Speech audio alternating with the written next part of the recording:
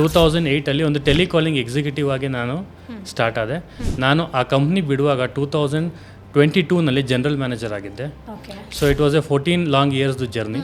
ಆ ಕಂಪ್ನಿನ ಬಿಟ್ಟು ಸೊ ಪ್ಲ್ಯಾನ್ ಮಾಡಿ ಸ್ಟಾರ್ಟ್ ಮಾಡಿದ್ದೆ ದಿ ಮಸಾಲ. ನನಗೆ ಒಂದೇ ಒಂದು ಅನಿಸಿದ್ದು ಅಂದರೆ, ನಾನು ಇವತ್ತಿನ ದಿನ ರಿಸ್ಕ್ ತೊಗೊಂಡಿಲ್ಲ ಅಂದರೆ ಇನ್ಯಾವತ್ತೂ ರಿಸ್ಕ್ ತೊಗೊಳ್ಲಿಕ್ಕಾಗಲ್ಲ.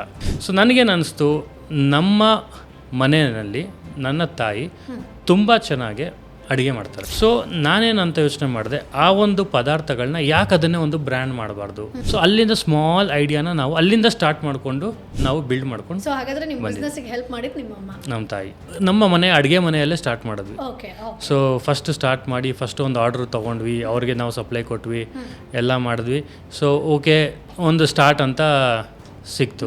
ಸೊ ಇವತ್ತಿನ ದಿನ ಒಂದು ಪ್ಯಾಕೇಜಿಂಗ್ ಆಗಲಿ, ಒಂದು ಡಿಸೈನ್ ಆಗಲಿ, ಅದಕ್ಕೆ ಮತ್ತು ಅದು ಪ್ರೆಸೆಂಟೇಬಲ್ ಆಗಿರಬೇಕು. ಏನೇ ಕ್ವಾಲಿಟಿ ಪ್ರಾಡಕ್ಟ್ ಒಳಗಡೆ ಇದ್ದರೂ ಅದರ ರೆಪ್ರೆಸೆಂಟೇಟಿವ್ ಕೂಡ ಅಷ್ಟೇ ಚೆನ್ನಾಗಿರಬೇಕು. ಸೊ ಅದಕ್ಕೆ ಆದಂಥ ಸ್ಟ್ಯಾಂಡರ್ಡ್ಸ್ ಇದೆ, FSSAI ಇದು, ಅದೆಲ್ಲನೂ ನಾವು ಫಾಲೋ ಮಾಡಿಕೊಂಡು ಒಂದು ಒಳ್ಳೆ ಪ್ಯಾಕೇಜಿಂಗ್ ಡಿಸೈನ್ ಮಾಡಿದ್ವಿ.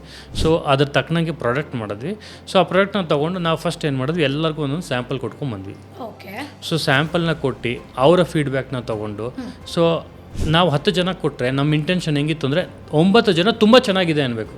ಅದಾದಮೇಲೆ ನಮಗೆ ಮನೆಯಲ್ಲಿ ಮಾಡ್ಲಿಕ್ಕೆ ಆಗಲಿಲ್ಲ, ಯಾಕಂದರೆ ನಂಬರ್ ಆಫ್ ಆರ್ಡರ್ಸ್ ಇನ್ಕ್ರೀಸ್ ಆಗ್ತಾ ಬಂತು. Boss Vala, B the boss.